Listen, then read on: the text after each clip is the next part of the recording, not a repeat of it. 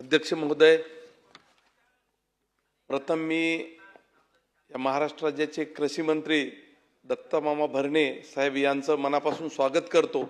ज्यावेळेस अतिवृष्टी आली होती नांदेड जिल्ह्यामध्ये त्यावेळेस त्यांनी प्रत्यक्षदर्शनी अतिवृष्टीची पाहणी केली आणि तात्काळ आमच्या नांदेड जिल्ह्याला नाही तर महाराष्ट्रामध्ये सर्वांना मदतीचा हात दिला। त्याचबरोबर आमच्या हातगाव आणि हिमायतनगर मतदारसंघात पीक विमा जे 2025 चा खरीप पीक विमा सोयाबीनसाठी माझ्या मतदारसंघात 154 कोटी रुपये शेतकऱ्याला परवाच मिळालेला आहे। त्याबद्दल मी त्यांना धन्यवाद देतो। त्याचबरोबर अध्यक्ष महोदय,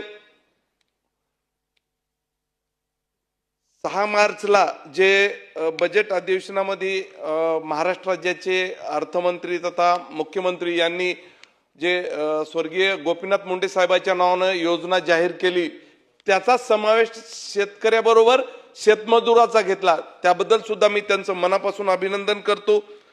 त्याचबरोबर मी एक अध्यक्ष महोदय कृषी मंत्री महोदयांना विनंती करतो की सध्या कर्करोगाचं प्रमाण एवढ्या मोठ्या प्रमाणामध्ये महाराष्ट्रात देशात वाढलेलं आहे। त्याच्यात मुख्य कारण म्हणजे भाजीपाला आणि फळे हे पिकविण्यासाठी विषारी आंतरप्रवाही औषध शेतकरी वापरत असतात। ठीक आहे, सोयाबीनवर वापरलं चालते, कपाशीवर वापरलं चालते, ऊसावर वापरलं तर चालते, परंतु भाजीपाल्यावर वापरलेलं हे आज जर फवारणी केली तर उद्या शेतकरी मार्केटमध्ये भाजीपाला आणतो। म्हणून विषमुक्त शेती करण्यासाठी सक्ती करावी अशी मी अध्यक्ष महोदय आपल्या मार्फत मंत्री महोदयांना विनंती करतो।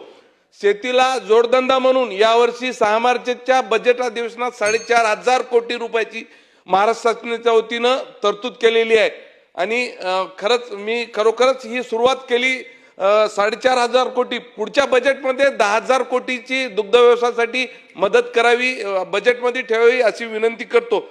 शेतकऱ्याच्या पिकाला निलगाय, रोही, कंक्लूड करा रानडुकर यांचा फार मोठ्या प्रमाणात त्रास आहे। त्याच्यासाठी काहीतरी उपाययोजना शेतकऱ्यासाठी करावं अशी विनंती करतो। त्याचबरोबर अध्यक्ष महोदय, दुष्काळजन्य परिस्थितीमध्ये सध्याची परिस्थिती खूप हे झालेली आहे।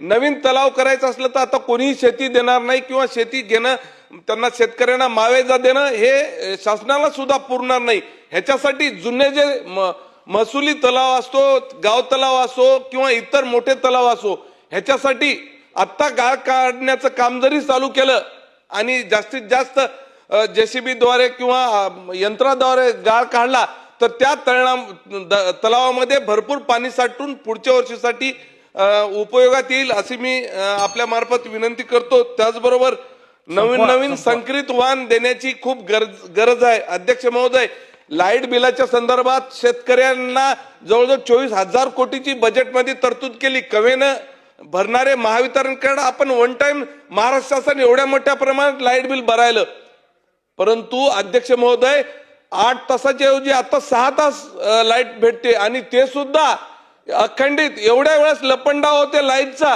की अध्यक्ष महोदय त्या 24 तासामध्ये जेवढा वेळ लाईट खंडित व्हायली, जेवढा वेळ वीज गायब व्हायली, तेवढा वीज 24 तासात पुन्हा लाईट देण्यासाठी त्यांना सक्ती करावी।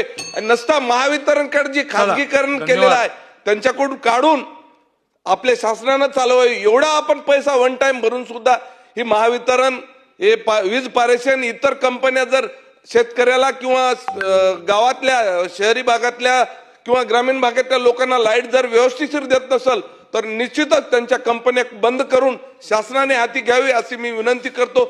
अध्यक्ष महोदय, 293च्या प्रस्तावावर चर्चा करण्यासाठी मला भाग घेऊन आपण बोलण्याची संधी दिली त्याबद्दल धन्यवाद।